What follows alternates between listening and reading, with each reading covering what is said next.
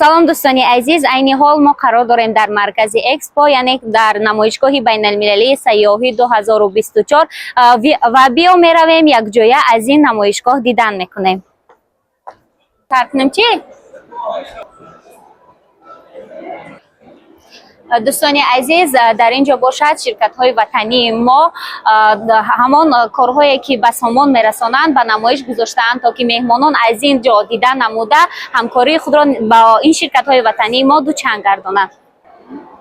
дӯстони азиз, бояд қайд намоем ки дар ин қатор ҳамаи он ширкатҳои ватанӣ корҳои худро ба марази тамошо гузоштанд ва аз он ҷумла дар ин ҷо меҳмонхонаҳое ки дар ҳудуди шаҳри Душанбе фаъолият менамоянд, намоиши худро дар ин ҷо доир карда истодаанд. Бо ҳам меравем ва аз ин намоиш дидан мекунем. Рафтем. баъд ду тараф мегзарем. дӯстони азиз, ногуфта намонад, дар ин ҷо ширкатҳои мобилӣ низ дар намоишгоҳ ҳузур доранд ва маҳсули корҳои худро ба намоиш гузошта истодаанд. ҷо ширинӣ доштиян.